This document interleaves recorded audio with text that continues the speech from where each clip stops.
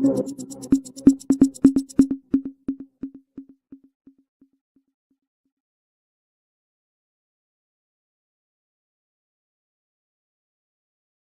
morning, everybody, and welcome to this edition of DMS 3000 News Live. It is Wednesday morning, October 18th, 2023. This is episode 59. This is my first Wednesday show. We're here and we're ready to go.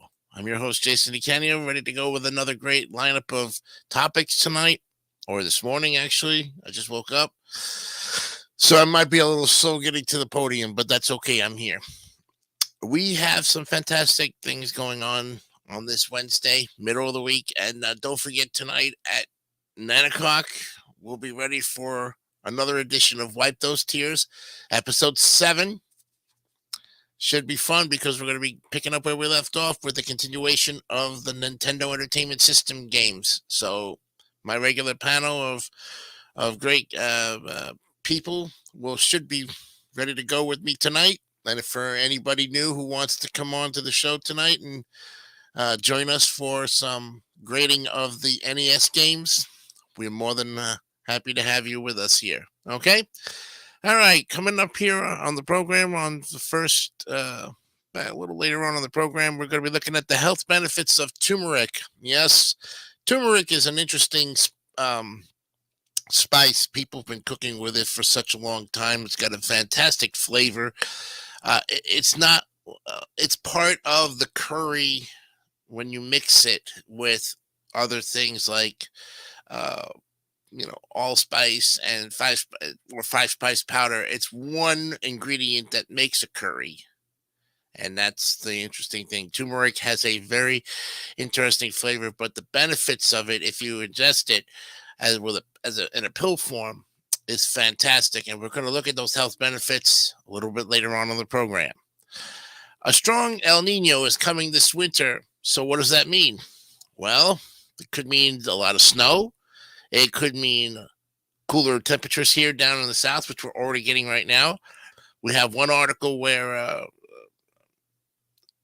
an expert of it is going to give us what they think is going to be an interesting, but maybe a lot of interesting weather coming into the upper mountain ranges areas, and where you usually get colder weather, it could be actually mild, and in other spots it may be colder and really frigid. So we'll see what happens there. Who knows? And then, of course, we're going to look at the history of Halloween. We are less now than 2 weeks away, folks. Cutting it down 13 days. So all of this week, next week, and right up to Halloween Day, we'll look at the anything Halloween themed that will spark your fancy. And of course, we've got our Halloween based commercials, which you will see throughout the day. So prepare wisely, but we're going to give you the not so scary reasons to have a safe Halloween and to make it something that's not so commercialized. All right. What day is today also? National holiday. Yesterday was National Pasta Day. I'm going to get my pasta today. Eventually, I'll get it. I should have got it yesterday, but I didn't. But it's all right. There's always something going on food-wise. We'll see what happens. Plus the headlines, sports, and other important information. And, of course, the editorial. Very important, the editorial. We'll see what happens towards the end of the program. See what I'll come up with.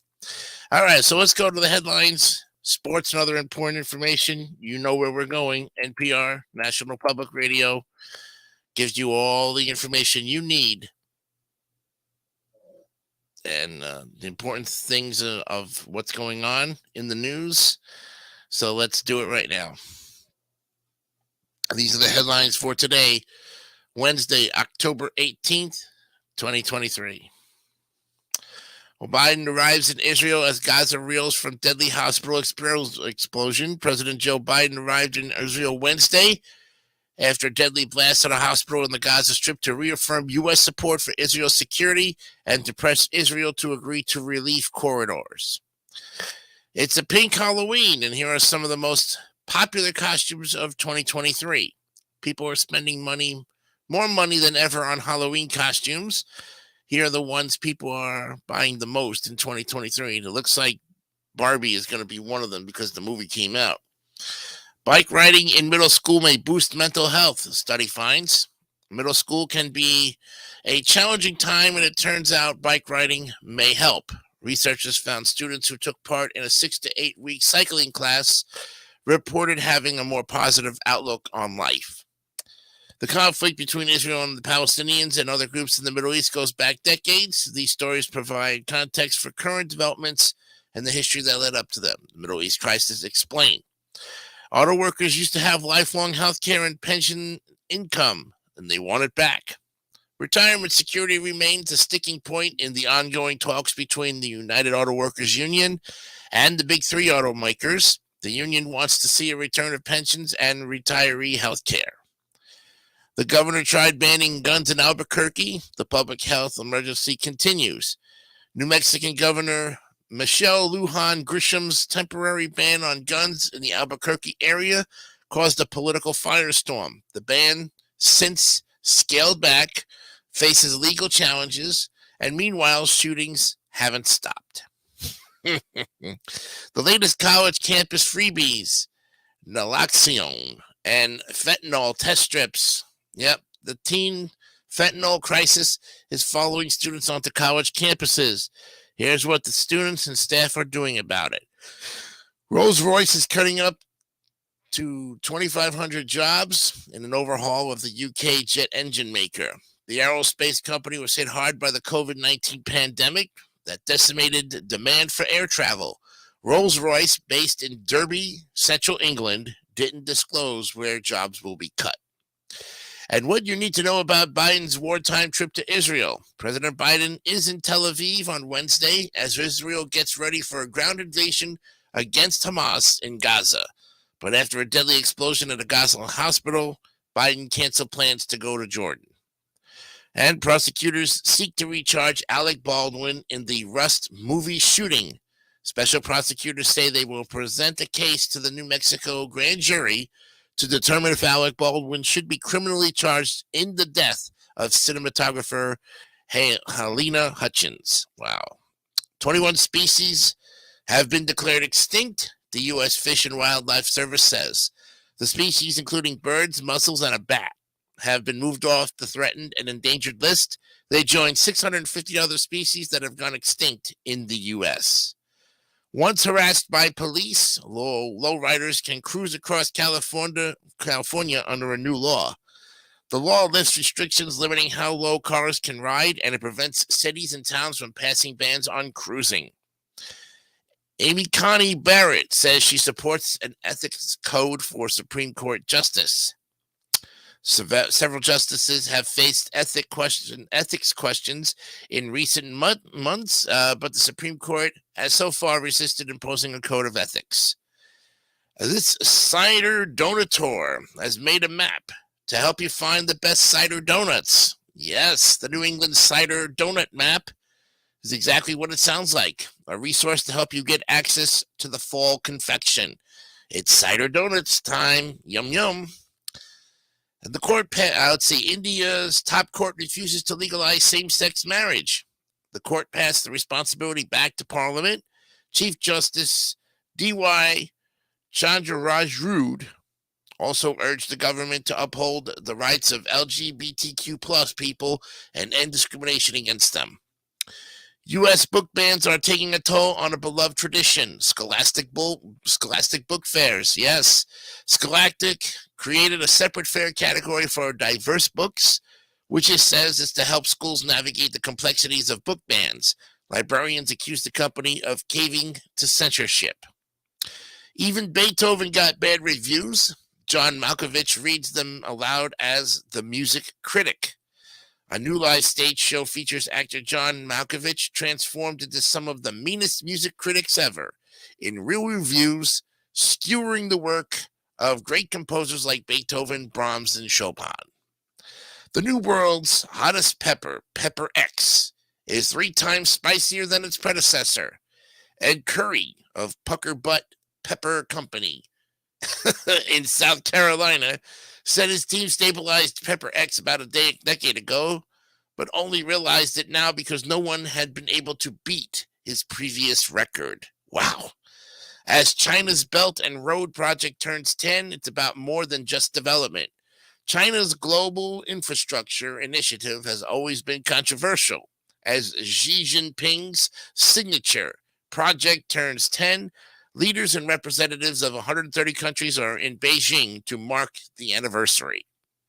Russia is scrapping its ratification of a key nuclear test ban, and here's what that means. The world's major nuclear powers haven't tested a bomb this century, but experts worry that may be about to change. And it's not a place many people choose to be buried, but it was perfect for him.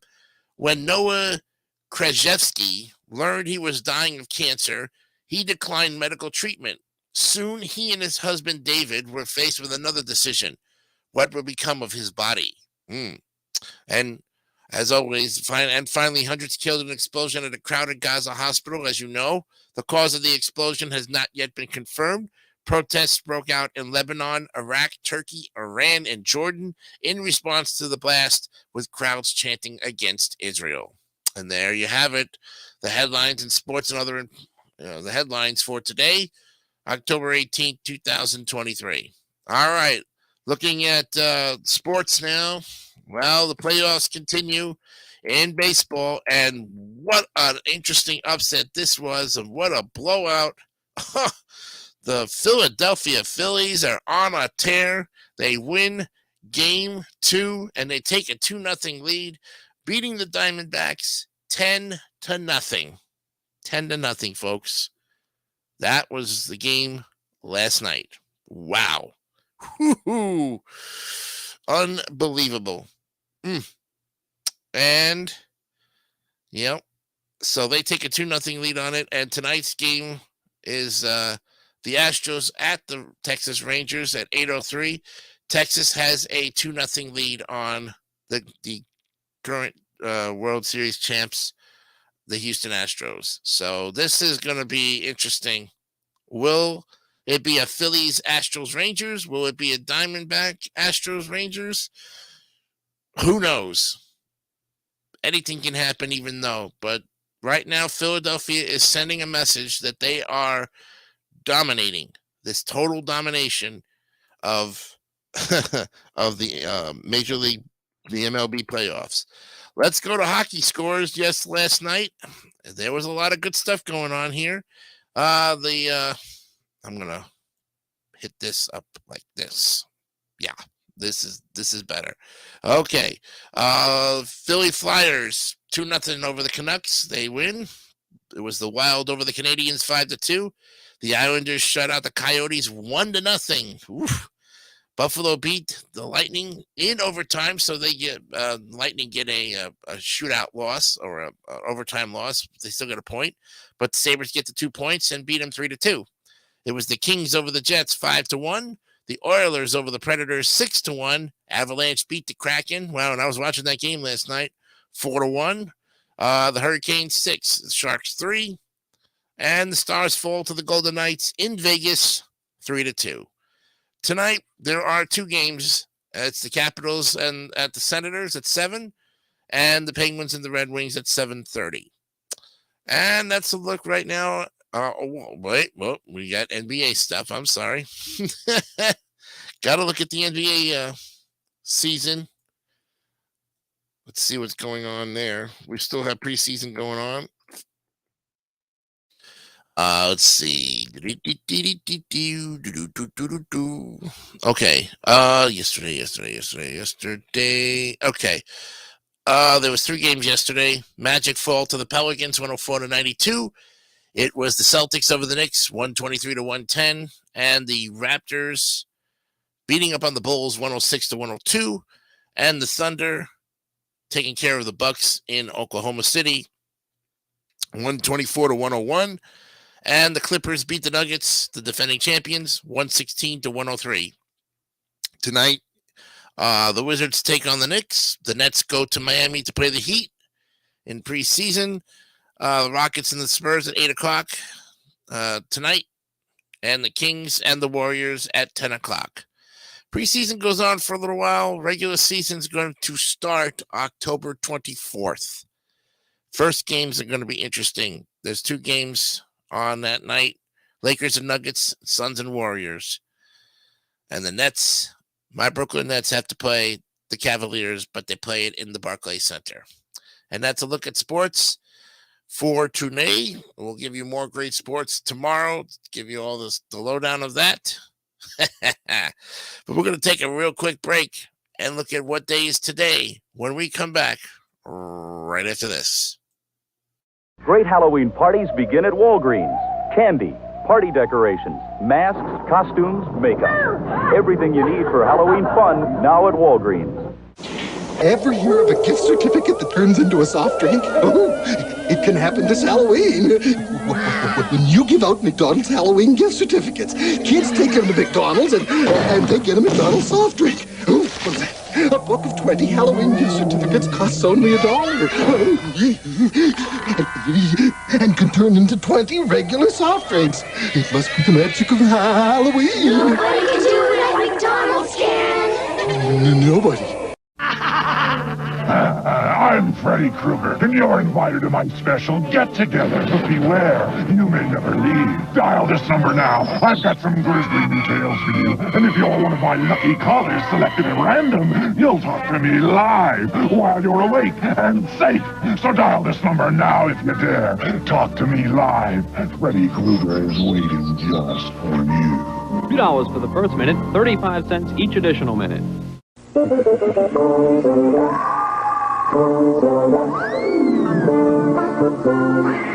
Halloween, Toys R Us doesn't miss a trick, and the prices are a treat. We've got costumes for all Toys R Us kids, even grown-ups, and loads of candy, makeup, masks, and more. Toys R Us will make your Halloween supernatural.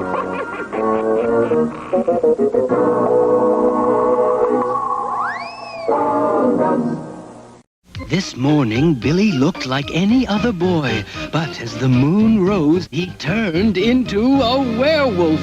He used new Pa's Halloween makeup kits. His friends did too. Look, Mike's a vampire.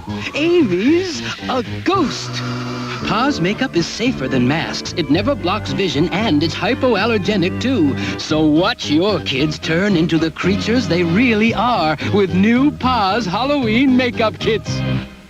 Tales of horror that will give you the creeps. This is going to be extremely painful, Mr. Verrill. The most fun you'll ever have being scared. Creep Show, rated R. Now playing at a theater near you.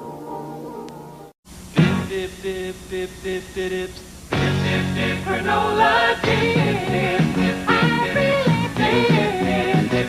Granola dip. Chocolate and granola already in my whole granola dip.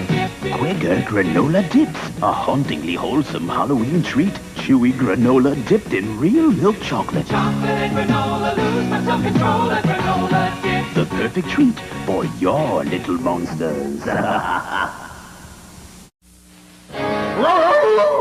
Gosh, Burger Chef, it's Wolfburger the werewolf. Where can I get delicious burgers? Where can I get fun food? Where, oh where? At Burger Chef. Where? And now at participating Burger Chefs, you can buy fun meals that now come on Halloween magic meal trays. There's a magic trick in each fun meal. There are 10 different magic meal tricks you can collect. Burger Chef, you're incredible!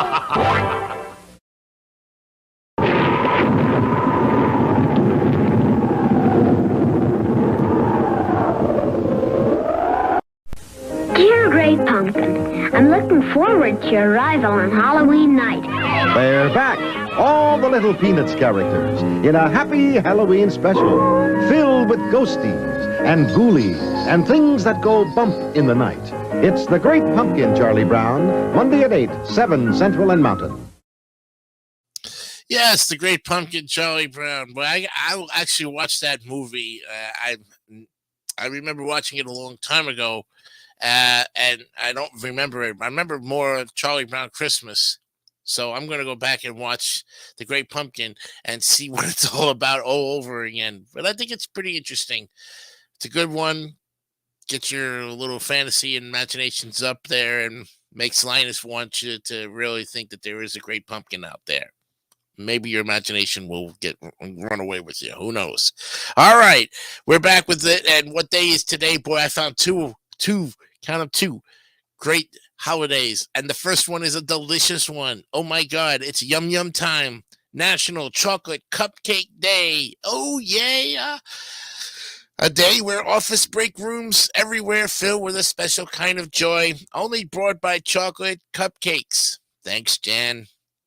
Chocolate cupcakes were born out of a 1796 cookbook called American Cookery and have since grown into a worldwide craze and dessert staple. So let's appreciate all there is about deliciously chocolate cupcakes and the happiness they bring to everyone who enjoys them. Yes. Also, too, you may want to look at National Chocolate Cake Day. The big brothers of chocolate cupcakes.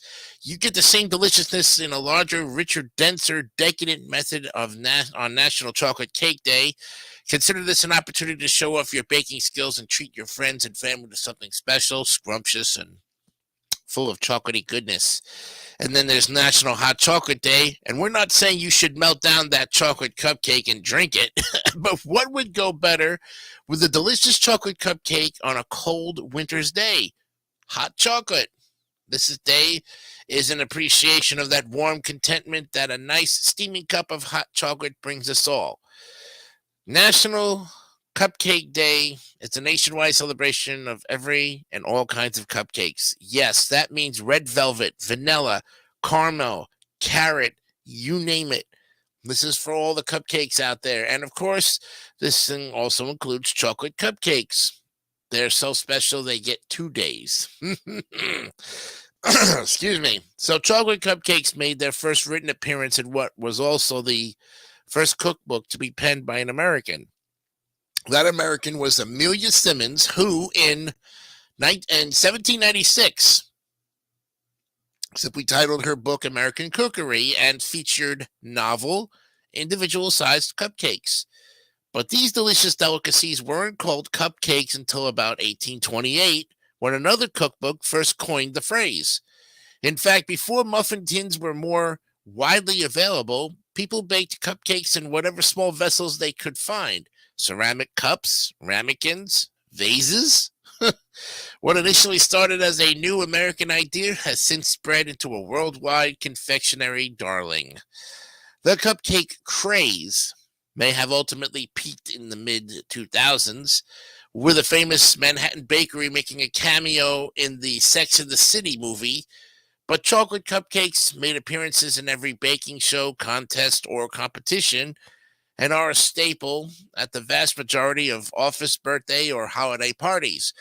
Whether you're dozing off to the Great British Bake Off or trying to impress your friends, chocolate cupcakes have so joyously woven their way into our lives, they deserve their own holiday. And here's the timeline. Starts in 1796, Cupcakes in Print. American Cookery by Amelia Simmons is published with the first recorded recipe for a cake to be baked in small cups. 1828, a cake by any other name. Eliza Leslie coins the term cupcake in her cookbook recipes. In 2008, a sweet cameo of Sex and the City features Magnolia Bakery in Manhattan, sparking a mid-2000s cupcake trend. And 2012, Cupcakes on Demand. Sprinkles opens up the first ever cupcake ATM in Beverly Hills, giving Angelonians what they need most. Chocolate cupcakes on demand. Angelinos, yeah. All right.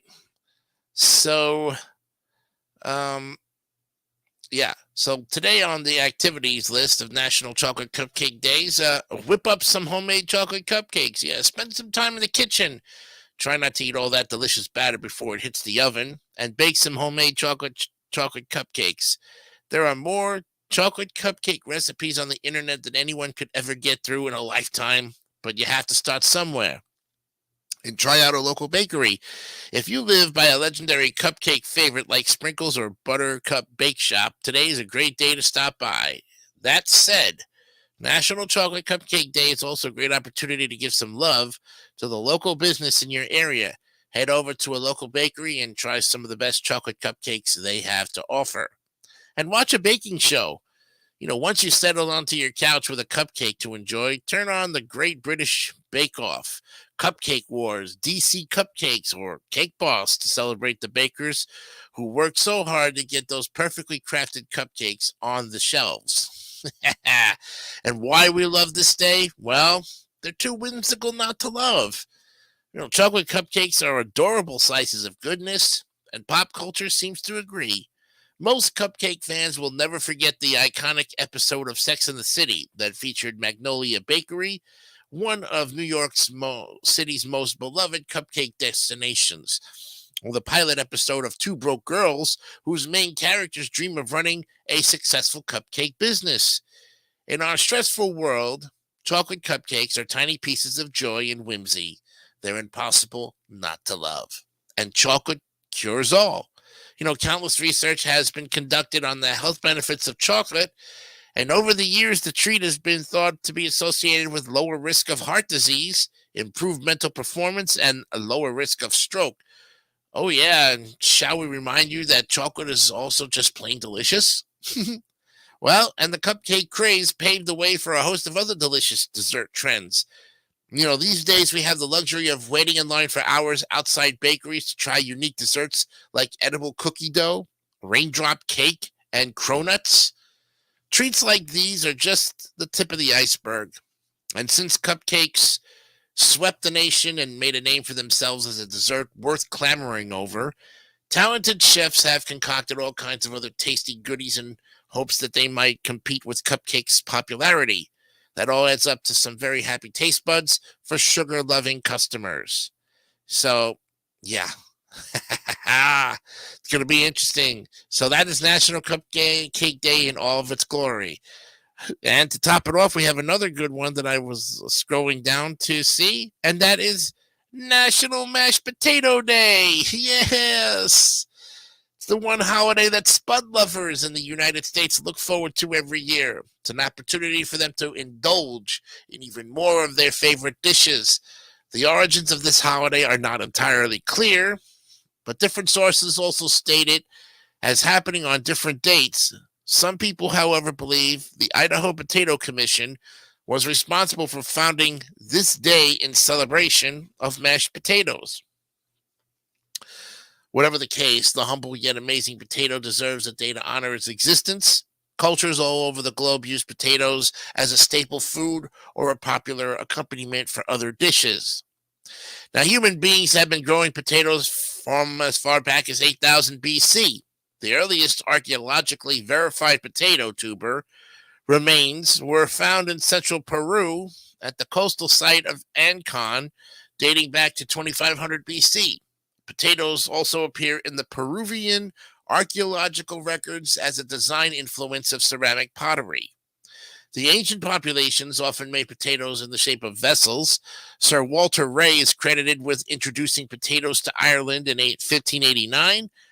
Then after this, it took almost 4 decades for the tuber to spread to the rest of Europe. In the 1620s, the governor of the Bahamas sent a gift package containing potatoes to the governor of the colony of Virginia. That's how potatoes made their way to the colonies. The humble spuds faced a hard time spreading throughout the northern colonies. It wasn't only until Thomas Jefferson had them served to guests at the White House in 1802 that potatoes became widely accepted. Thereafter, the potato steadily gained in popularity, even more so due to a steady stream of Irish immigrants to the United States. And throughout Europe, the potato became the most important new food in the 19th century because of 3 major advantages. It had a lower rate of spoilage, it was bulky, so it easily satisfied hunger, and it was cheap. The crop slowly spread across Europe and turned into a major staple by mid-century, especially in Ireland. The tuber continues to gain favor among the American population. Since 2000, more than 1 million acres of potatoes have been planted and harvested each year, with Idaho being one of the top potato-producing potato states. So it starts in 8000 BC. The Inca people of Peru become the first to cultivate potatoes. Go to 1536, a raid on spuds. Spanish conquistadors invade Peru and bring potatoes back to Europe. The Canadian Potato Research Center in Fredericton, New Brunswick is established in 1912. 1995, spuds in space. The University of Wisconsin partners with NASA to make the potato the first vegetable grown in space. How about that? We sent a dog, and we sent a cat, and we sent a monkey. Why not send some potatoes into space and see what happens, right? So what are we going to do today? We're going to eat some potatoes, right? Yeah, there are numerous ways to prepare mashed potatoes, either by themselves or as part of a larger meal. Host a family hangout where everyone brings their version, then dig in. Praise the potato. Compose a song or poem about potatoes. Make it extra fun by getting your family to do the same, then have some time to present your creations. And don't forget to tell others about today. Letting your friends miss out on this day would be a mistake. Tell them about it so they can indulge in tasty mashed potato dishes. Here's 5 interesting facts about potatoes you didn't know. There are around 4,000 different types of potatoes. So many spuds. An unlikely family, potatoes belong to the same family, the Solanaceae family, as tobacco and deadly nightshade. Long life tubers. Commercially, potatoes can be stored for up to a year by keeping them at 39 degrees Fahrenheit. And they're available all over the globe. Today, potatoes are grown in about 125 countries worldwide. And the potato composition. The potato is made up of about 80% water and 20% solids. So that's why when you see them frying and everything, they sweat a lot. When you're cooking them, they tend to steam very much because they're made mostly of water. So don't freak out about that. It's just something that's part of the composition of the potato. And why we love National Mashed Potato Day? Potatoes go well with numerous other foods. On this day, we take our palates on a trip with different recipes, and it's fun. The potato is such an interesting tuber. Apart from its culinary variety, we get to learn about its history and other uses on this day. And we spend time with family. National Mashed Potato Day gives us a chance to bond with our families over delectable potato meals. Anything that brings the family together is a plus in our books. There you have it, friends. 2 great, fantastic holidays. One is as good as anything for a dessert, and National Mashed Potato Day. Fantastic. 7:35 right now here at WJDC Studios in beautiful Vito, Florida. But of course, you're watching DMS 3000 News Live, episode 59 on this October 18th, 2023. We will be back to start our look at the first of many news events with the health benefits of turmeric when we come back right after this. 10 singers, 9 singers, 8 yummy singers, 7 singers, 6 singers, 5 tasty singers. Everyone wants to zap gold cake with vanilla frosting, devil's food with chocolate, raspberry with coconut, all with cream centers. Please one singer to zap. Right now, in specially marked bonus packs, you'll find a pumpkin decorating kit and 2 extra zingers. Trick or treat. 1 trick and 2 treats from Dolly Madison. My big friend, I love the big taste of chocolate in this little Hershey's Kiss.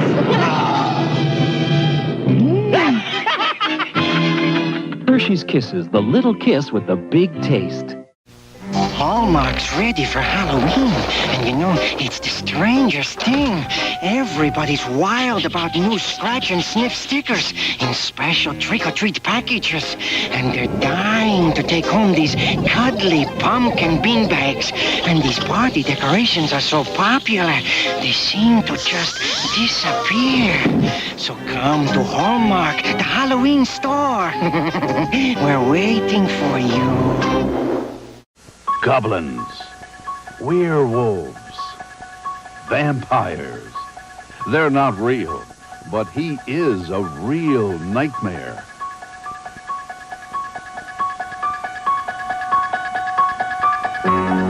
Jamie Lee Curtis, Donald Pleasance.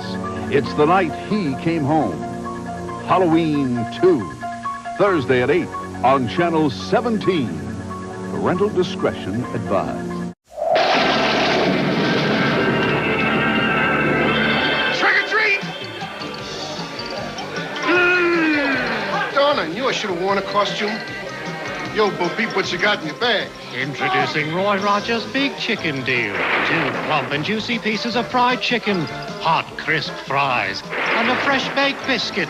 Roy Rogers' Big Chicken Deal, just $1.99. Don't you even think about it. They are the children of the corn. They must obey he who walks among the rows. They live in a world where adults are not allowed to live. Children of the corn. A new kind of nightmare. An adult nightmare. Stephen King's Children of the Corn. Rated R. Coming Friday. Check local newspapers for theaters and showtimes. Halloween's coming. What are you going to do about it?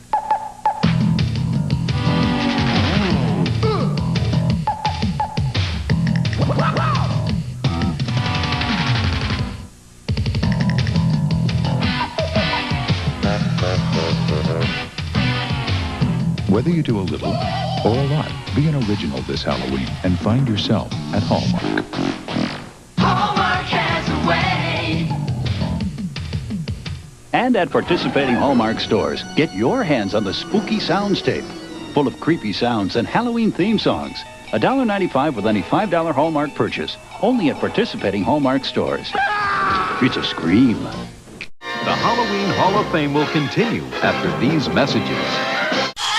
The Halloween experts at Magic Manor have everything you'll need this year, including actual character masks from famous motion pictures. And they can show you the proper application of makeup to impress that special someone. Magic Manor's professional hand-painted custom masks start as low as $250. This Halloween, remember Magic Manor. Wigs, masks, makeup, costumes, shockingly authentic. Magic Manor, East Wind Mall.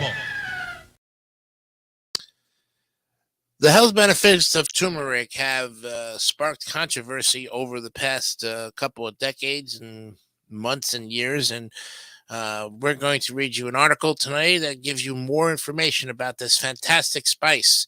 We now go to the Hopkins Medical website.org, health, wellness, and prevention of turmeric benefits. Our featured expert has Mary Eve Brown. She's an RDN, CSO, and LDN. And she writes about this fantastic turmeric and all of its benefits. It's a deep golden orange spice known for adding color, flavor, and a sneeze. No, excuse me. Adding color, flavor, and nutrition to foods. A relative of ginger, turmeric comes from the rhizome root of a native Asian plant and has been used in cooking for hundreds of years. It has also been used in Ayurvedic and other forms of traditional medicine in China and India. Mary Eve Brown, an oncology clinical dietitian nutritionist at Johns Hopkins Medicine, provides information on health benefits of turmeric and how to use it in your cooking, and 2 recipes that feature the spice. So what is it good for? Well, Brown explains that the active ingredient in turmeric is a natural compound called curcumin, which has both antioxidant and anti-inflammatory properties. Curcumin has many biological activities, not all of which are understood, Brown says. Like other colorful plant-based foods, turmeric is rich in phytonutrients that may protect the body by neutralizing free radicals, pollution, sunlight, and shielding the cells from damage. Diets rich in plant-based foods are associated with prevention of medical conditions such as cancer and heart disease. And Brown says anyone who's trying to manage inflammation could benefit from adding some turmeric to their foods. She cites inflammatory conditions such as arthritis and other joint disorders, colitis, allergies, and infections. Turmeric and its components, including curcumin, have been the subject of scientific studies. Some research results show that people who have osteoarthritis reported less joint pain when eating turmeric in recipes, Brown says. Turmeric's effect on mood disorders, depression, and dementia have also been explored, but studies are small, so more research will reveal if there is a benefit. In addition to these conditions, research studies have shown some possible benefits of turmeric for inflammation, degenerative eye conditions, metabolic syndrome, arthritis, hyperlipidemia, which is cholesterol in the blood, anxiety, muscle soreness after exercise, and kidney health. Now, Brown says turmeric supplements are probably not a good idea. As wonderful as turmeric's nutritional benefits can be, more curcumin is not necessarily better, and too much can be risky. For instance, turmeric supplements may increase your risk of kidney stones, especially if this runs in your family. Curcumin supplements contain much higher concentrations of the compound than a person would consume by eating food flavored with the spice or by drinking turmeric tea. One challenge of turmeric is that curcumin and other active ingredients are not bioavailable, meaning they are not easily absorbed by the body. Also, the digestive process breaks these beneficial compounds down and eliminates them quickly, Brown says. With that in mind, incorporating the spice regularly into your meals can safely boost your intake. So combining the spice with black pepper may help increase your body's ability to absorb turmeric's beneficial compounds. A substance in black pepper called pepperine, when combined with curcumin, has been shown to increase bioavailability by 2,000%. It's better to get curcumin and most other nutrients in whole food rather than take the turmeric pills, tinctures, capsules, or gummies, she says. And turmeric supplements and drug interactions. And the high doses of curcumin, as found in concentrated turmeric supplements, can interact with certain medications. Turmeric supplements can lessen the effects of indomethacin, aspirin, ibuprofen, and acetaminophen. So you got to watch out with the pain relievers. If you're on chemotherapy, you're receiving chemotherapy treatments, talk to your doctor before taking turmeric supplements, and especially avoid them if you are taking these chemotherapy agents. Camptothecin, meclorthiamine, doxorubicin, and cyclophosphamide. Wow. And if you're on blood thinners, turmeric or curcumin supplements can increase the risk of bleeding in people taking warfarin. Immunosuppressive drugs. People taking a medication called tacrolimus may experience increased side effects if they consume high amounts of curcumin. So there's our side effects, and while turmeric is safe for most people when enjoyed in tea or food, if you are allergic to the spice, eating it may cause a rash, hives, or abdominal pain. Most of the side effects are associated with very high concentrations of curcumin found in supplements. Those are the pills, capsules, or gummies. So how to enjoy it? Well, turmeric is used as a natural coloring agent for some kinds of mustard, and it is an ingredient in curry powder. Brown says she enjoys the earthy flavor of turmeric on its own and notes that it adds a depth of flavor and a pleasing color to Thai or other Asian dishes, as well as stews and chilies. It's great in chicken soup, she notes. Brown buys whole turmeric root in the produce section, and she says she puts turmeric root pieces in freezer bags and freezes them to keep them fresh for up to 6 months. She notes that the yellow pigment of turmeric can stain countertops and fabric, so you should be careful when working with it. Gentle abrasives or chlorine-based cleansers can remove the stains from many surfaces. Here's a great recipe on turmeric tea. Like ginger, turmeric root can be made into a nourishing and tasty tea. Here's Brown's method. 2 tablespoons of turmeric root chopped or the powder. Bring to a boil 1 to 2 cups of water and lower to simmer for 5 minutes and then strain. You can drink turmeric tea warm or cold and add lemon or honey to change the taste, Brown advises. And for all you guys and gals out there that want a recipe, here's a curried pumpkin butternut squash creamy vegan soup. Need olive oil, 1 pound each pumpkin and butternut squash peeled and diced, 2 shallots diced, 2 to 3 tablespoons of Thai red curry paste, 2 tablespoons of grated turmeric root or 2 teaspoons of turmeric powder, 4 cups of vegetable stock or broth, 1 can of unsweetened coconut milk. Can use full fat or low fat, salt and pepper. You take your roast pumpkin and butternut squash with olive oil. You roast them, salt and pepper at 400 degrees for 10 to 15 minutes. They're done when they're fork tender. Large heavy stock pot or Dutch oven, saute the shallots, red curry paste, and the turmeric in the olive oil for 8 to 10 minutes. The shallots should be soft and translucent. Add your vegetable broth, roasted pumpkin, your squash. Simmer all that for 20 minutes. Taste and adjust with salt, pepper, or red curry paste. Add the coconut milk and simmer. Blend with either a stand blender or an immersion blender. There you have it, folks. The benefits of turmeric in all of its glory. And if you are, like I said, if you're taking those turmeric supplements, be very careful with them. They have benefits, but you might want to kind of use a very low dosage. Take 1 a day, follow the instructions on the bottle, and see what's going on with it. That's the important thing. Very important, very good advice. Thank you, Mary Brown.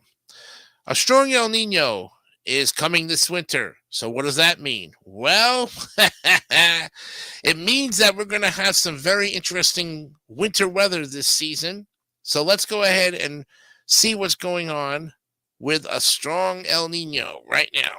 And this is from livescience.com, Planet Earth, the weather, a strong El Nino. This was published 2 days ago by Aaron Levine.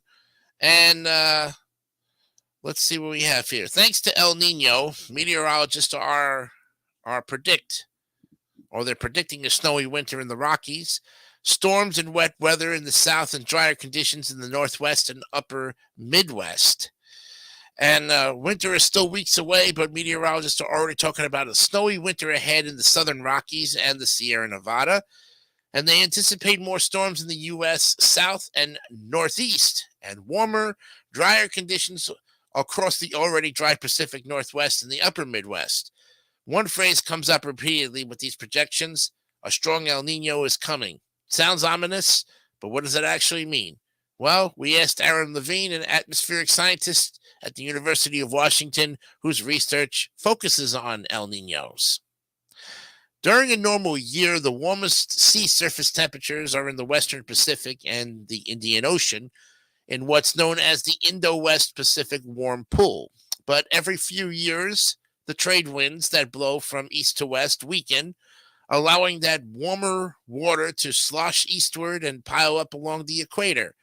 The warm water causes the air above it to warm and rise, fueling precipitation in the Central Pacific and shifting atmospheric circulation patterns across the basin. This pattern is known as El Nino, and it can affect weather around the world. A strong El Nino, in the most basic definition, occurs once the average sea surface temperature in the equatorial Pacific is at least 1.5 degrees Celsius or 2.7 Fahrenheit warmer than normal. It's measured in an imaginary box along the equator, roughly south of Hawaii, known as the Nino 3.4 index. But El Nino is a coupled ocean atmosphere phenomenon, and the atmosphere also plays a crucial role. What has been surprising about this year's El Nino, and still is that the atmosphere hasn't responded as much as we would have expected based on the rising sea surface temperatures. And is that why El Nino didn't affect the 2023 hurricane season the way the forecast expected? Well, the 2023 Atlantic hurricane season is a good example. Forecasters often use El Nino as a predictor of wind shear, which can tear apart Atlantic hurricanes. But with the atmosphere not responding to the warmer water right away, the impact on Atlantic hurricanes was lessened, and it turned out to be a busy season. The atmosphere is what transmits El Nino's impact. Heat from the warm ocean water causes the air above it to warm and rise, which fuels precipitation, and that air sinks again over cooler water. The rising and sinking creates giant loops in the atmosphere called the Walker circulation. And when the warm pool waters shift eastward, that also shifts where the rising and sinking motion happens. Now, the atmosphere reacts to this change like ripples in a pond when you throw a stone in, and these ripples affect the jet stream, which steers weather patterns in the U.S. This year, in comparison with other large El Nino events, such as 1982 to 83, 97 to 98, and 2015 to 2016, we're not seeing the same change in where the precipitation is happening, and it's taking much longer to develop, and it's not as strong. Part of that, presumably, is related to the whole tropics being very warm, but this is still an emerging field of research.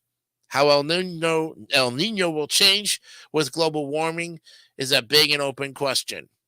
El Nino only happens every few years, and there's a fair amount of variability between events, so just getting a baseline is tough. So what does a strong El Nino typically mean for the U.S. weather?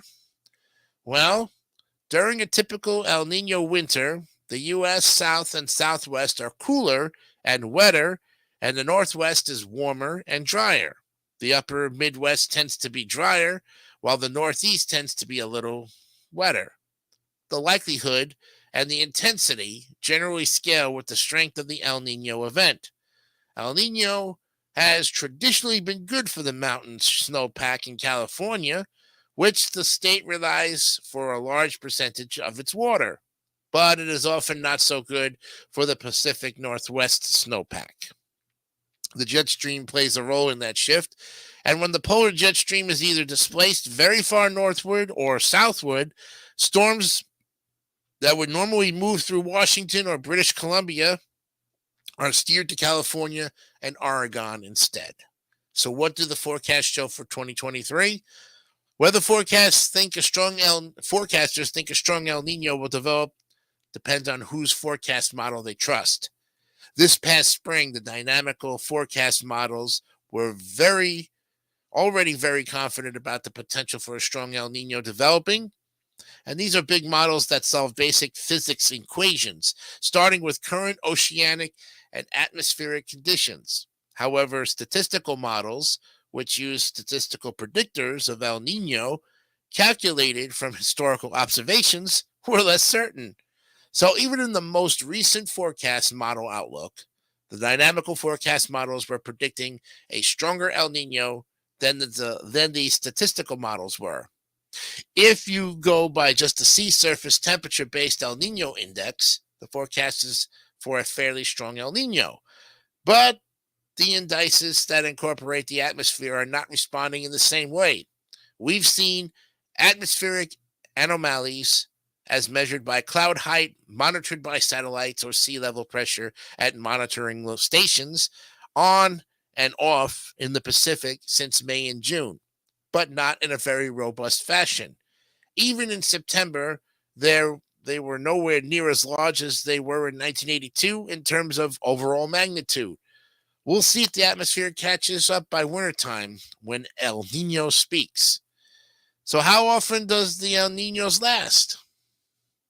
Well, often during El Nino events, particularly strong ones, the sea surface temperature anomalies collapse really quickly during the Northern Hemisphere spring.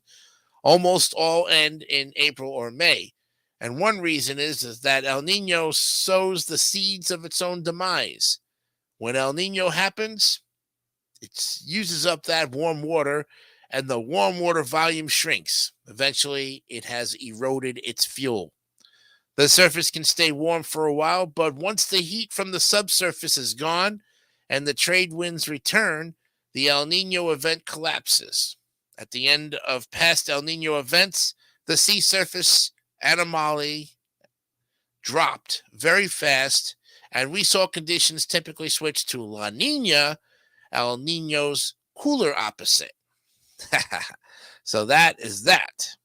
All right.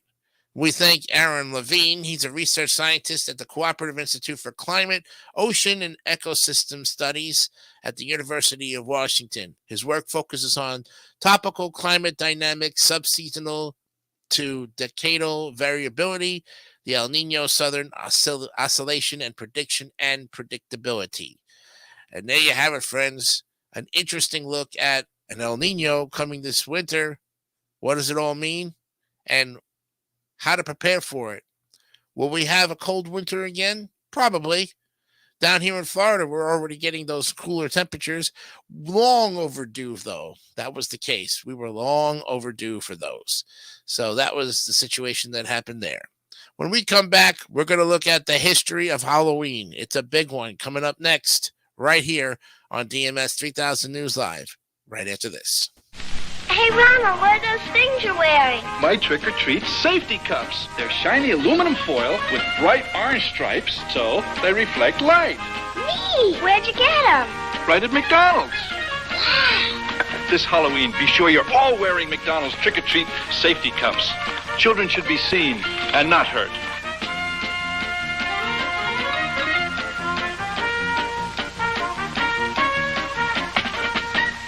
Make Halloween fun with one-stop shopping at Woolworth or Woolco for your Halloween needs.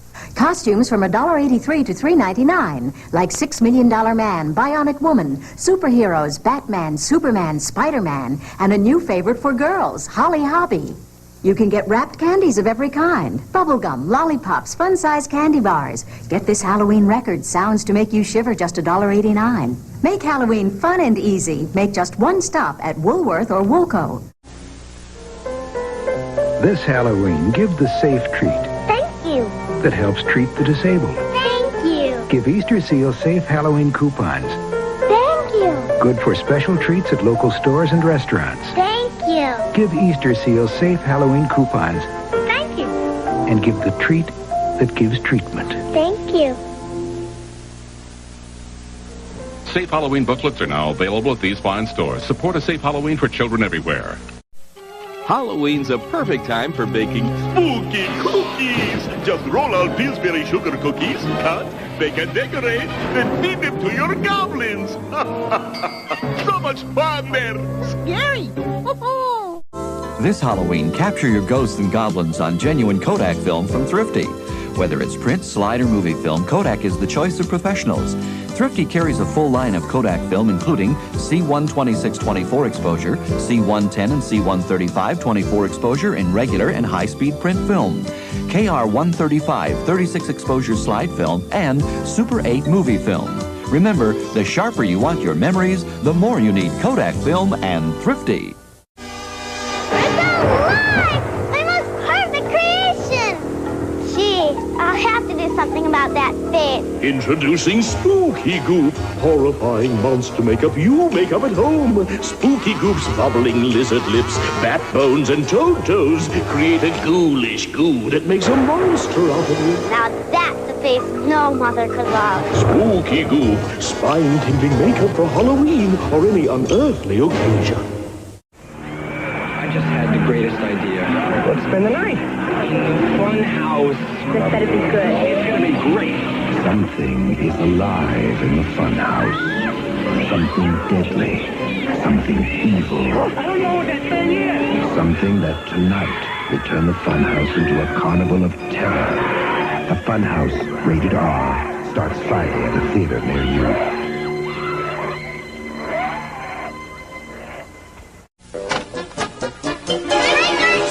Last year, one of everyone's favorite candies appeared in a Halloween-sized pack. Skittles. And word spread quickly. Is this the house that gives Skittles? See, I told ya. I, Speedy McGreedy, have created Frankenstein Mouth. I want juicy burgers. We'll go to Hardee's. Burgers are juicy and hearty. Right, Ivan. Hardee's job roils them. Let's say hello to Hardee's. It's Halloween time. When you buy a burger and soft drink at Hardee's, you get a coin to put in the fun machine, which gives you a Halloween prize. I got a creepy crawly Halloween thing. I got a Halloween ring. The fun machine at participating Hardee's. Wednesday, it's a hair-raising Halloween happening. Can she begin it? First, that Emmy-winning Fat Cat. It's the trick-or-treat trail. I'm no scaredy cat. It's all new Garfield's Halloween Adventure. Then, I hear the Great Pumpkin. the Halloween classic, It's the Great Pumpkin, Charlie Brown, right after Garfield, Wednesday.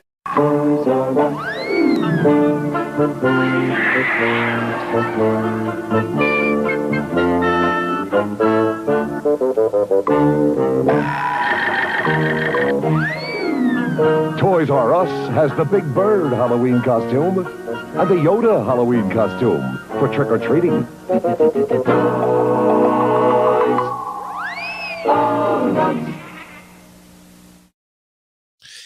It's Halloween time, getting close there, 13 days left.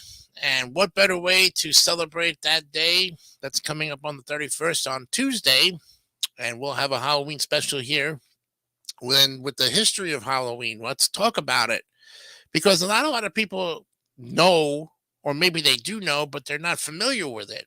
When we think of Halloween, we think of candy, we think of costumes, we think of trick-or-treating, we think of Halloween parties, bobbing for apples, fall festivals, all that good stuff. But there is an actual tradition. There's rituals and stuff, and every country has something going on it.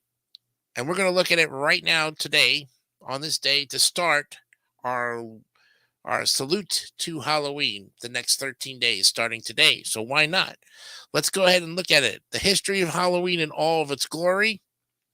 As you know, Halloween, or All Hallows Eve, or All Saints Eve celebration observed in many countries on the 31st of October, the eve of the Western Christian feast of All Saints' Day. Now begins the observance of All Hallow Tide, and the time in the liturgical year dedicated to remembering the dead, including saints, the hallows, the martyrs, and all the faithful departed. One theory holds that many Halloween traditions were influenced by Celtic harvest festivals, particularly the Gaelic festival Samhain, which are believed to have pagan roots. Some go further and suggest that Samhain may have been Christianized as All Hallows Day, along with its eve, by the early church. Now, other academics believe Halloween began solely as a Christian holiday, being the vigil of All Hallows Day. Celebrated in Ireland and Scotland for centuries, Irish and Scottish immigrants took many Halloween costumes to North America in the 19th century, and then through the American influence, various Halloween costumes spread to other countries by the late 20th and early 21st century. Popular Halloween activities include trick-or-treating, or the related guising and souling, attending Halloween costume parties, carving pumpkins or turnips into jack-o'-lanterns, lighting bonfires, apple bobbing, divination games, playing pranks, visiting haunted attractions, telling scary stories, and watching horror or Halloween-themed films.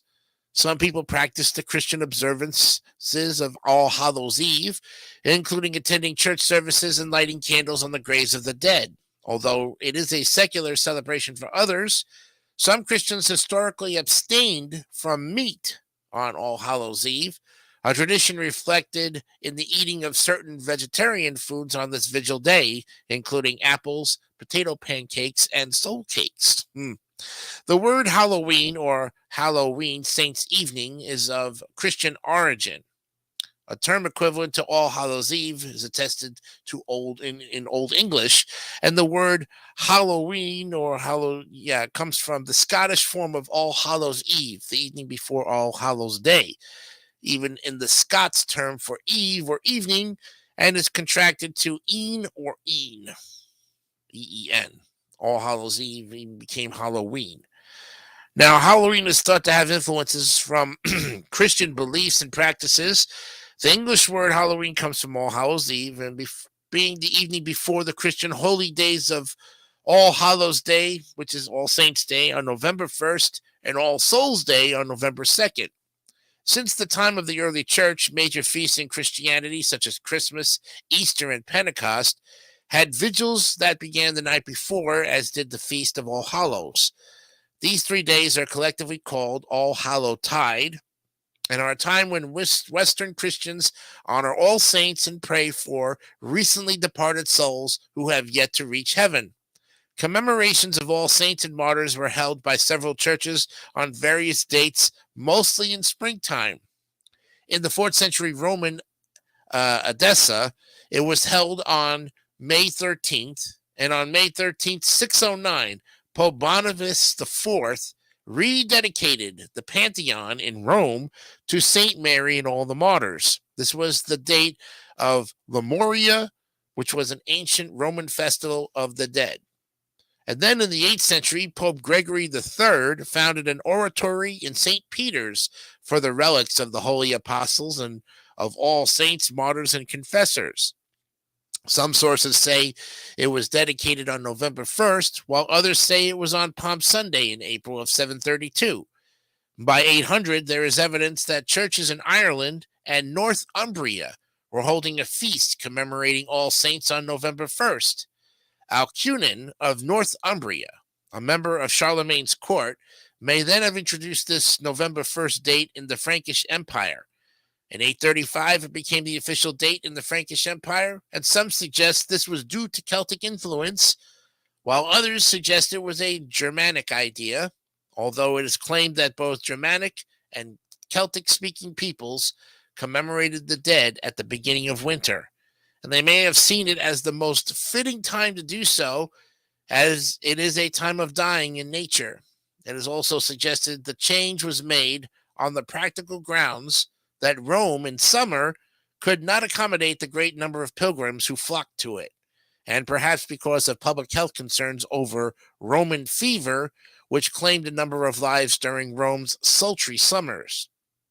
Well, by the 12th century, the celebration had become known as the Holy Days of Obligation in Western Christianity and involved such traditions as ringing church bells for souls in purgatory.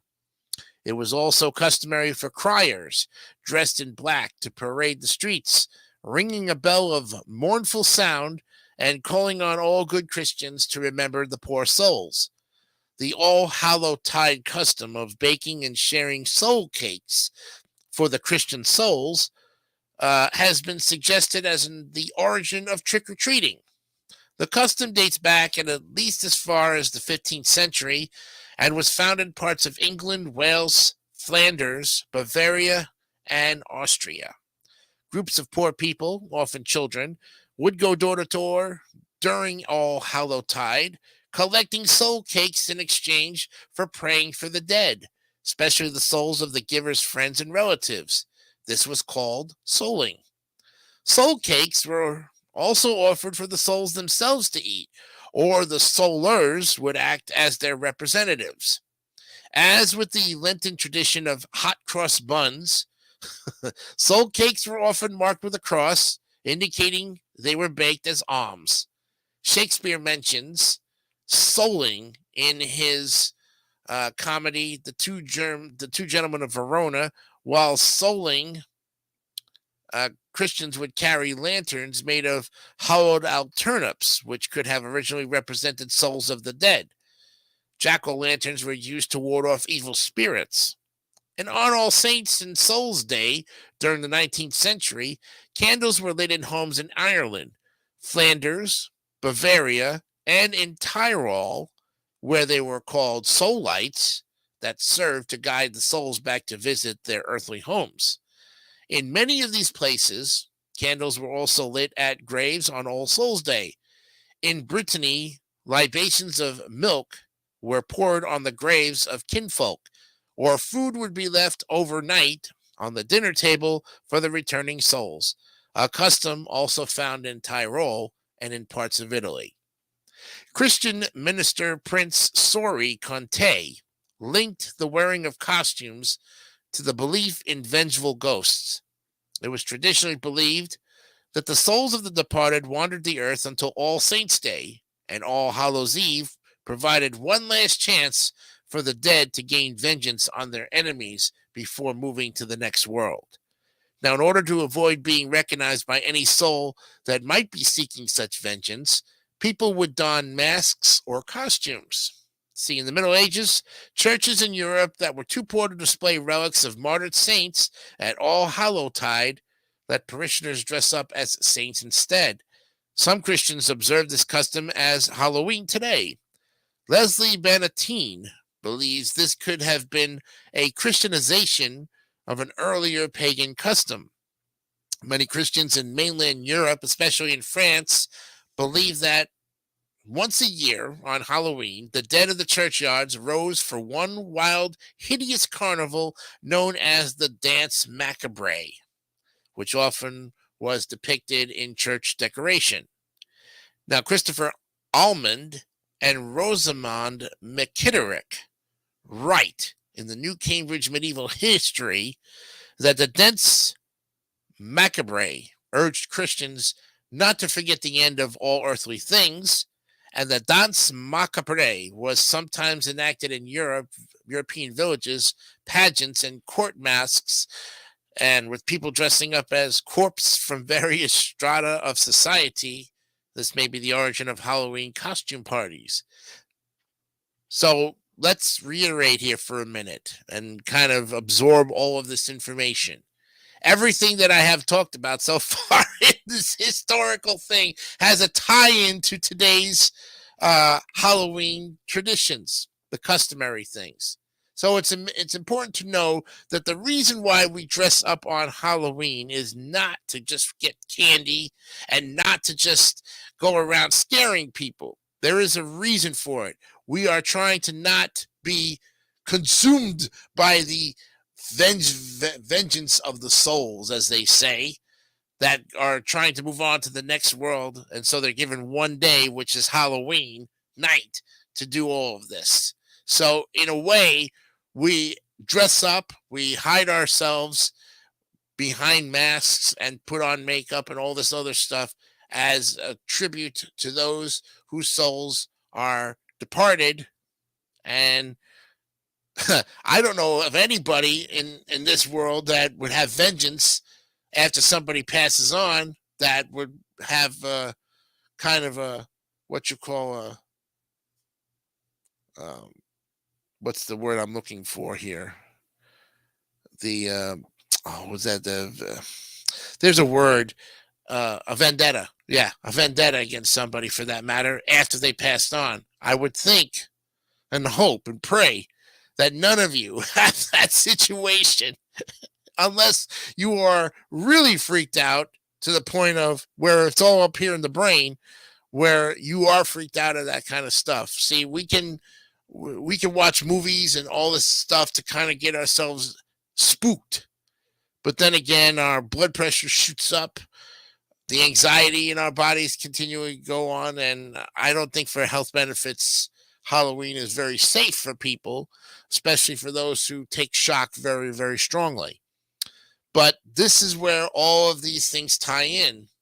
And I think, for that matter, we have to understand that the traditions go far back, way back, even beyond Jesus's time, to almost, 700-800 AD. Oh my goodness. Woo. Yeah. So with that in mind, we're going to take a little break, come back, and continue the history of Halloween right after this. What strange creatures are lurking in the night? Ah, skull face, mummy face too. Oh, ghoul face. What a frightful sight. Yes, Mom, this Halloween your kids can have fun creating their own scary disguise with Kooky Spooks makeup. They just smear it on. When the makeup dries, it cracks to make them look really old and ghoulish. Add in the sheet and the costume's complete. Kooky Spooks makeup kits, 6 frightening disguises to choose from. Stephen King, author of Carrie, said, "Evil Dead is the most ferociously original horror film of the year. If you think he's kidding, see for yourself."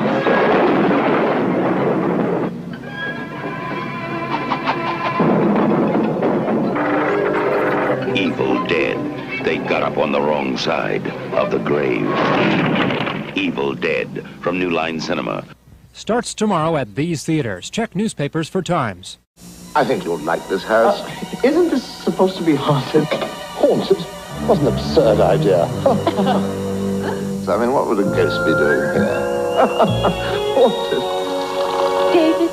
No other diet soft drink delivers the real cola taste of 1-calorie Diet Coke. The real one. It's lifting more and more spirits every day.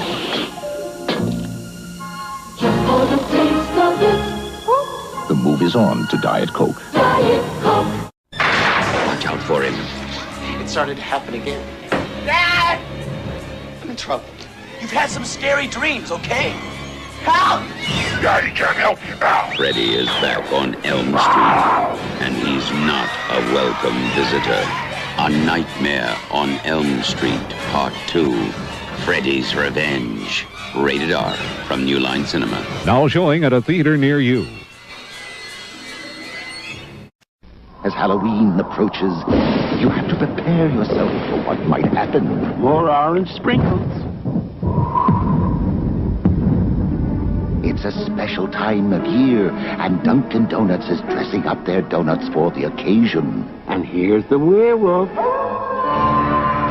So come to Dunkin' Donuts and get into the spirit of Halloween. We'd like some Halloween donuts, please. Oh. Anything could happen tonight with Mickey Mouse and M&M's candies.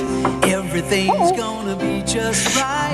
A special time for fun and M&M's from Mickey Mouse and friends. The magic never ends. Grab on to that M&M's feeling.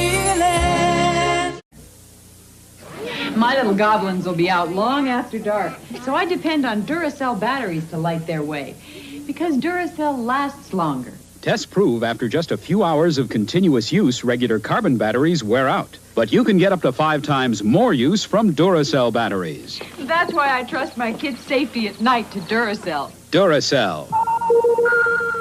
The copper top battery. No regular battery looks like it. We're home! Or lasts like it.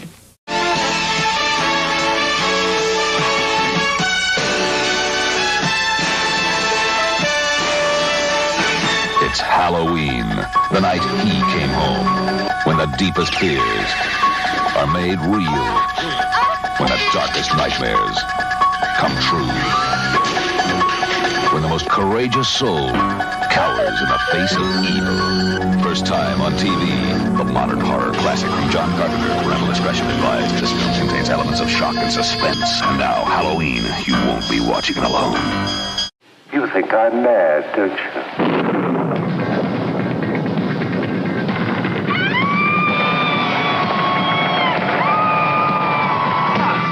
Perhaps we're both mad.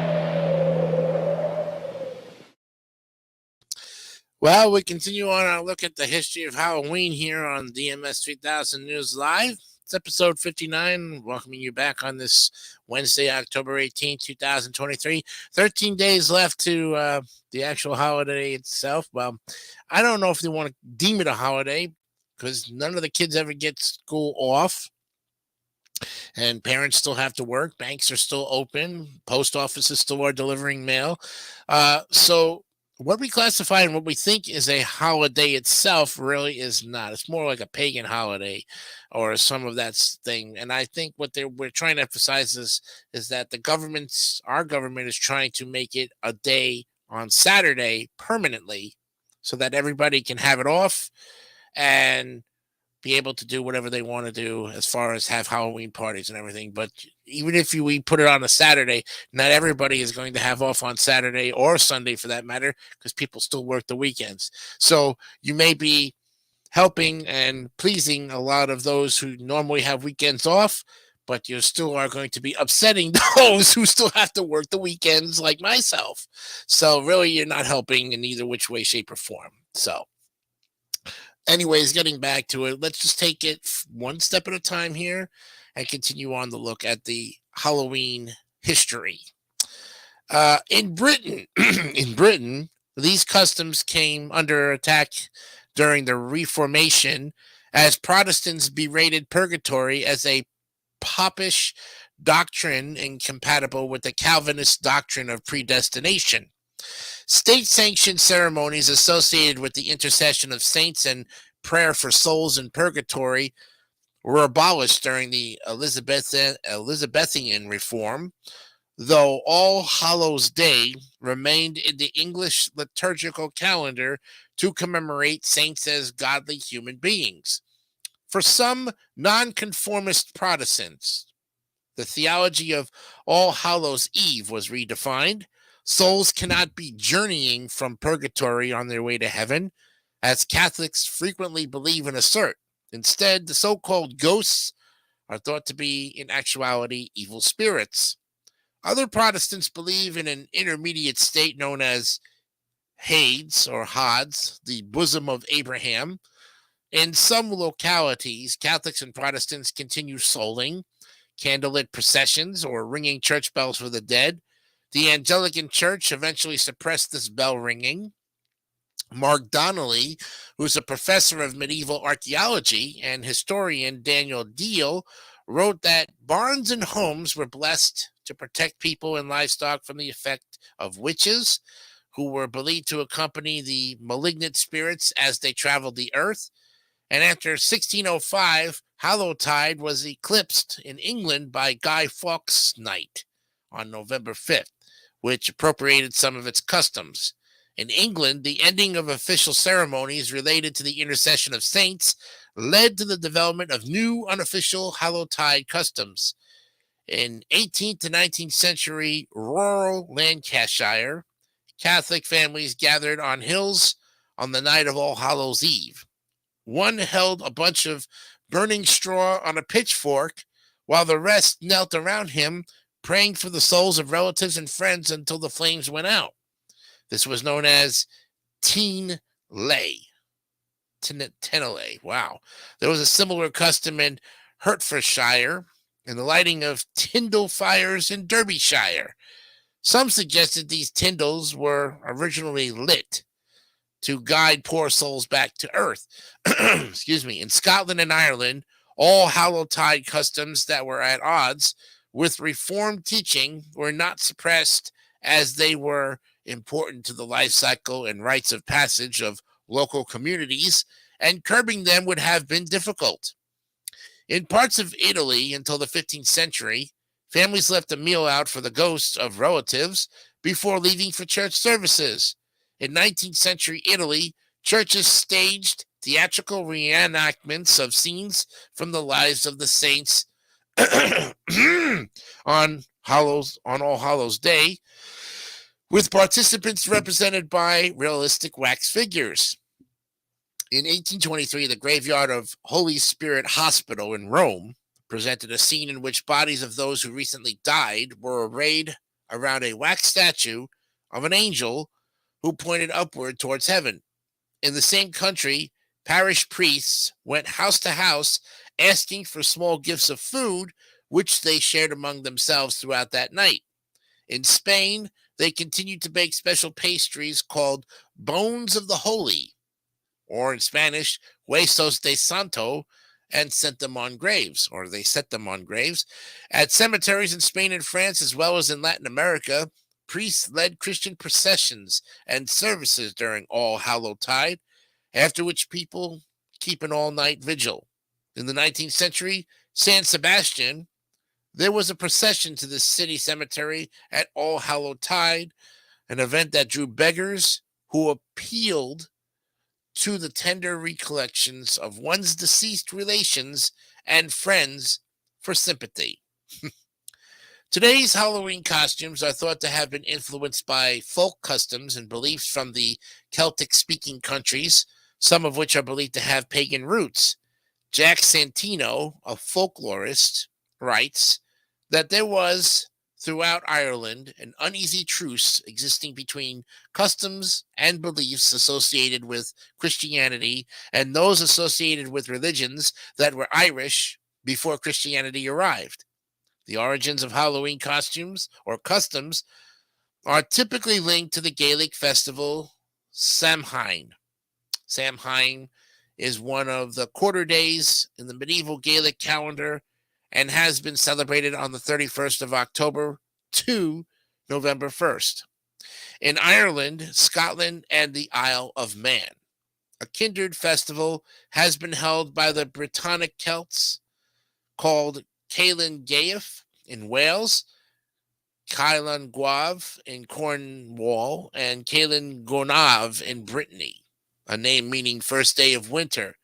For the Celts, the day ended and began at sunset. Thus, the festival begins in the evening before November 1st by modern reckoning. And Samhain is mentioned in some of the earliest Irish literature. The names have been used by historians to refer to Celtic Halloween costumes or customs. Costumes, I don't know, it's Halloween customs up until the 19th century, and are still the Gaelic and Welsh names for Halloween. I don't know if this is all making sense to everybody. It's a lot to ingest, but this is the history of it, folks, and we aim to please on it. Samhain marked the end of the harvest season and beginning of winter, or the darker half of the year. It was seen as a liminal time when the boundary between this world and the other world thinned. This meant the Asos Sea, or the spirits of or fairies, could more easily come into this world and were particularly active. Most scholars see them as degraded versions of ancient gods whose power remained active in the people's minds even after they had been officially replaced by later religious beliefs. They were both respected and feared, with individuals often invoking the protection of God when approaching their dwellings. At Samhain, the spirits of fairies were appeased to ensure the people and livestock surviving the winter. Offerings of food and drink or portions of the crops were left outside for them. The souls of the dead were also said to revisit their homes seeking hospitality. Places were set at the dinner table and by the fire to welcome them. The belief that the souls of the dead return home on one night of the year and must be appeased seems to have ancient origins and is found in many cultures. In the 19th century Ireland, candles would be lit and prayers formally offered for the souls of the dead.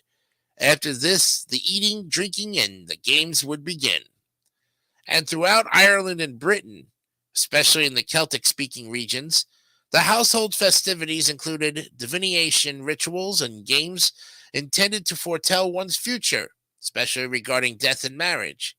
Apples and nuts were often used, and customs included apple bobbing, nut roasting, scrying or mirror gazing, pouring molten lead or egg whites into water, dream interpretation, and others.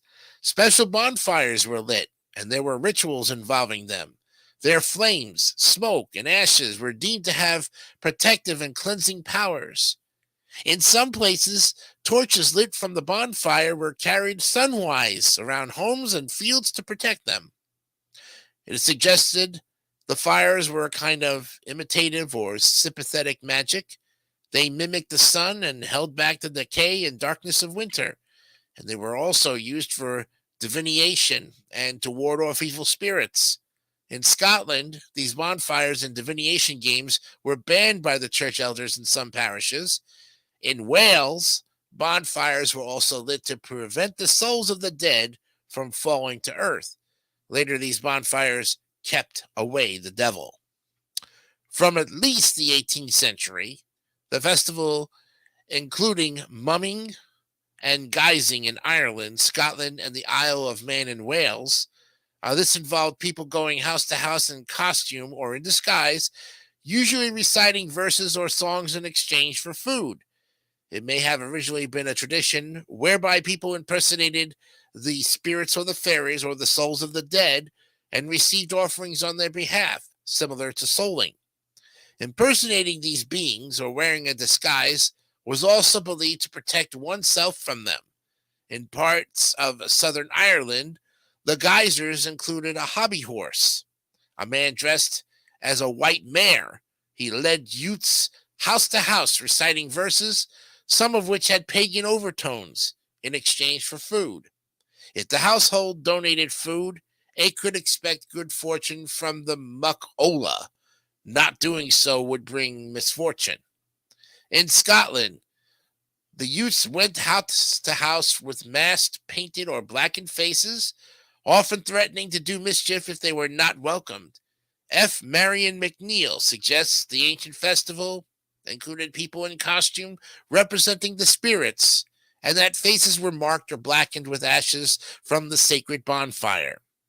In parts of Wales, men went about dressed as fearsome beings called Grachad. In the late 19th and early 20th century, young people in Glamorgan or Orkney, they cross-dressed.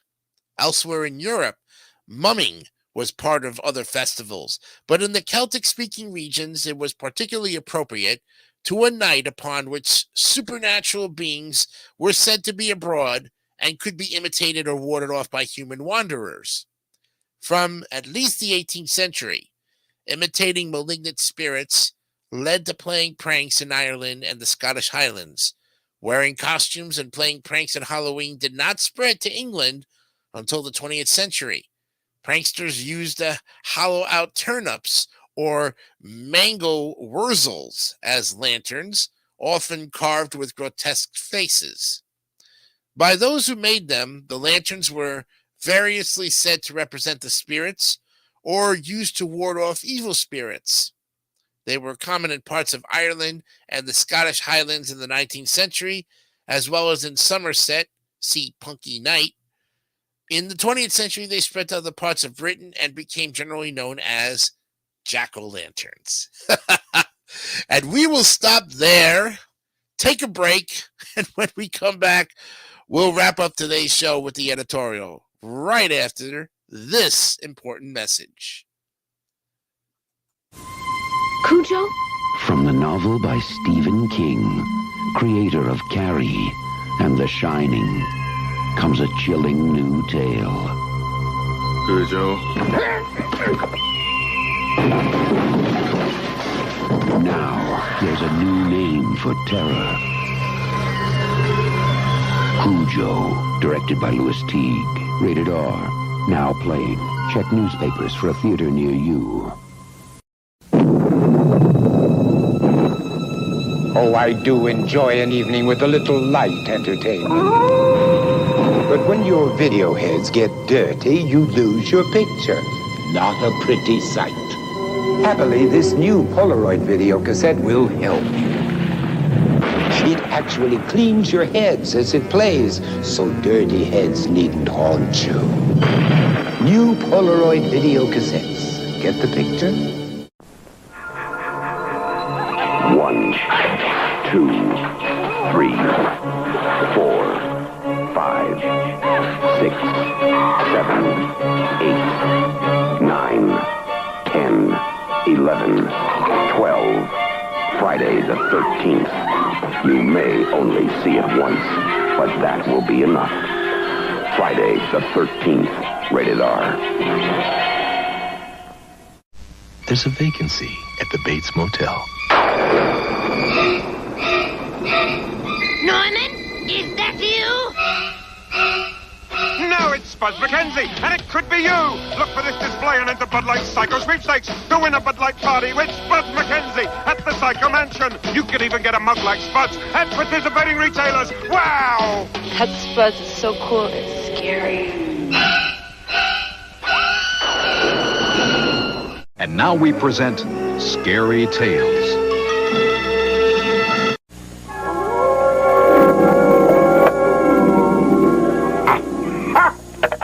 I've rolled off the north side. Good news, my lord. Soon the city will be mine. Excellent, my lord. The wench has blocked me. We've lost. We, my lord? Cathedral, the medieval strategy game. When the city is finished, you could be too. Hi there, guys and ghouls. It's me, Elvira, the Queen of Halloween, and tonight I'm having my Halloween party right here at 8 o'clock Eastern, 5 o'clock Pacific. After Elvira shows you the weirdest, scariest videos ever made, the terror continues with Alice Cooper live in Detroit at midnight Eastern. Elvira at 8 p.m. Eastern, 7 Central, 5 Pacific time, followed by Alice Cooper in concert at midnight Eastern, 11 Central, 9 Pacific. A Halloween you'll remember, a Halloween you won't be able to forget on MTV. Last one there's the Halloweenie.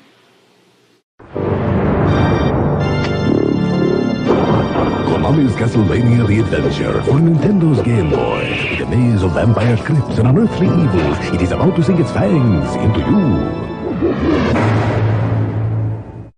Genesis. brings you the 16-bit arcade challenge with Ghostbusters. 16-bit thrills in Ghouls and Ghosts. And 16-bit arcade action with Forgotten Worlds. Gruesome ghosts, ferocious foes, battles of power, of magic and might. Ghouls and Ghosts, Ghostbusters, and Forgotten Worlds are for the Genesis system. Sega Genesis brings the arcade experience home. Game sold. Well, as they say, the continuation of Halloween will continue on tomorrow's program, as we'll look at the more information spreading to North America and the history of Halloween. Well, let's come down now to the editorial. And what better way to talk about Halloween and then to talk about some great memories that I had over the course of 46 years of living here on the earth so far. And one of the things that strikes me for Halloween is that, you know, my birthday fell 11 days ago. So the things that my mom used to do when I was a kid growing up in New York, we didn't really believe in trick-or-treating and, you know, dressing up and all that other stuff because, number one, it was so cold when it was getting to that point in New York. Plus, my mom didn't want us out late, and even if the Halloween fell on a weekend, it was still kind of difficult. So what we did, or what she did really, was to kill two birds with a stone. Have a Halloween birthday party. That's right. Where everybody gets to dress up in costume, and we have Halloween-themed birthdays, you know, games and all this other fun stuff. And it got everybody to dress up in great costumes, and they weren't slutty costumes either. Even the adults were well-behaved too, for that matter. So, because there was children present.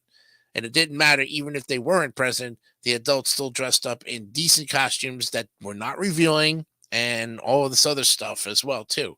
And for the time, you know, during the 70s and 80s, there were a lot of characters that us kids could dress up as, like Pac-Man or Donkey Kong, or of course from Star Wars, you could dress up as Superman or Batman. You could even dress up as the Joker. A lot of kids did that. You had Barbie, Annie.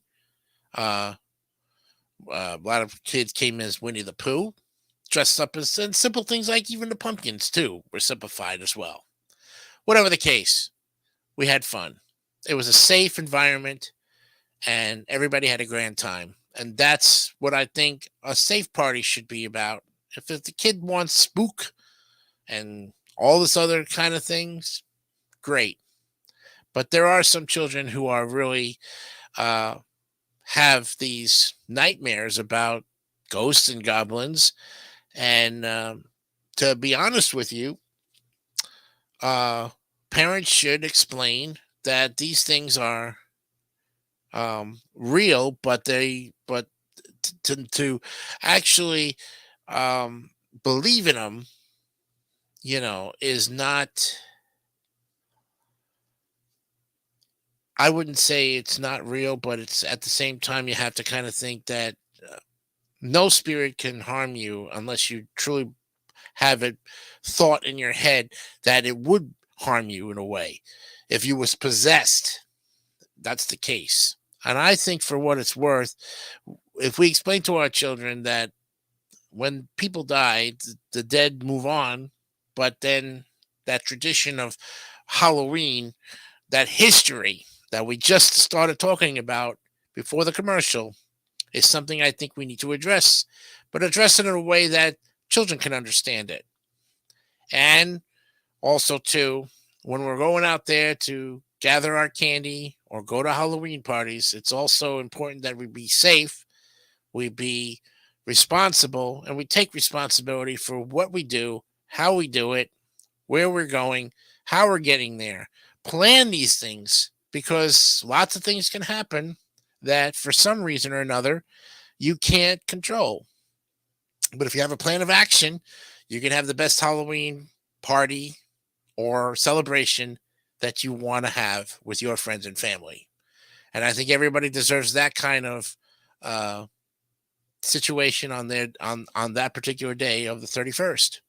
Now, if you're like me that chooses not to celebrate Halloween, you can do something that would be close to Halloween, but not as scary. And that is to put up harvest stuff like fall and orange things that are colored orange and brown and gold things as well. We here at the house, we put up a lot of fall stuff, but we still have some pumpkins and some ghosts and some things, but not so scary as to attract attention to have the kids come to the house. Now, being that we live on a cul-de-sac, our neighbors have had this tradition of putting up a table in the middle of the cul-de-sac and having the kids come to the table and take whatever candy they wanted. It's a lot easier than having to go house to house and having everybody on the cul-de-sac buy candy. So for those who choose not to participate, like me and my family, we sometimes just let the other neighbors take care of that. They go out there and they do it, and the interaction is worth it. So that way our cul-de-sac can be represented as saying, hey, they were given, they celebrate it, and that's fine. If for any other reason that the candy wasn't there, it's here. But there's more to Halloween than just receiving candy, folks, or dressing up in costumes. We have to think about those who passed away, those who, we remember the dead. That's the idea. The whole idea of Halloween is remembering the deceased, the ones who passed away and are now moving on to the earth, to the heavens. And this is a day of remembrance. Of course, we'll have All Saints Day and All Souls Day that precede it as well. When we get to those days, then we have much more to look forward to in honoring saints, martyrs, those who were persecuted, killed because of their beliefs, and what they did back in the days. Like I said, this is a pagan holiday. It's one where it's based on your religious beliefs, but also, too, you want to take the commercialization side of it, or do you want to take the pagan side of it? Whichever you choose, make it a safe one. Make it a fun one for you and your family, and hopefully you'll have a night to remember with great things. And unfortunately, if tragedy happens or something bad happens, we hope and pray that nobody gets hurt, nobody gets wound up in the hospital, nobody does something stupid, but we can't think that it's not going to happen, but we'll do everything we can to prevent it from happening. Take responsibility for your actions and how you present yourself on Halloween Day, and I guarantee you, you will not make enemies. You will be well respected and looked upon by others. How you present yourself. If you choose to dress up in a slutty costume and go around being a slutty person, you're going to get respected as a slutty person. If you dress up in a costume and you take the time to make that costume look great in all of its details and you put the effort into it, you'll be well respected for it. I've seen a lot of times where we've gone to Halloween parties where they judge people for their costumes. And who wins? Most of the time, it was the ones coming as prostitutes and sluts and everybody else in the book. And I'm thinking to myself, really? But sometimes, though, as slutty as their costume was or how they appeared, somewhere along the line, they took the time to make themselves look like this. And it's not often that if you are dressed as a slut or a prostitute or someone showing off more skin in a costume than ever before, sometimes one day out of the whole year, you're probably only going to show off that side of you on that one day. Maybe. I don't know. Everybody is different. But lately, every Halloween party I have seen, and I have been to some, many others, I have seen 1 or 20 dress up with showing a lot of skin. It's become a trend, and maybe it's one of those things that just the person has to come out of their tortoise shell just to get it out of their system. I don't know. Whatever they think about sometimes, and they prepare for weeks upon weeks trying to decide what they're going to go as. And they try to think, well, I went as this person last year, so maybe I'll try something different. But everybody wants me to come as this. Well, you got to decide for yourself what you want to go as and make that decision and stick with it. If you're going to go as an angel, well, make yourself a presentable angel. If you're going to go as the devil, make yourself as a presentable devil. If you're going as a disgusting demon, well, more gruesome to you. I don't know. But one thing for certain is when you're dressing up and when you're going out there to receive and you're going to somebody's house for a party, please be respectful of those people and your host. They put together a great spread and want you to have a good time and want everything to run as smoothly as possible. And the best way you can do that is just to be respectful and know that you've been invited to a party of great magnitude and to celebrate something that has been a ritual tradition since 739 AD. And with that, we will be with you tomorrow to look at more great stuff right here on DMS 3000 News Live with more great information on Halloween, the continuation of the history of Halloween, and other great events in our lineup, as we will see you back here tomorrow at 7 o'clock for more of DMS 3000 News Live, the 60th episode. For now, I'm Jason DeCanio. Remember, be honest, be real, and keep it simple, stupid. Kiss. Have a great day. Bye-bye.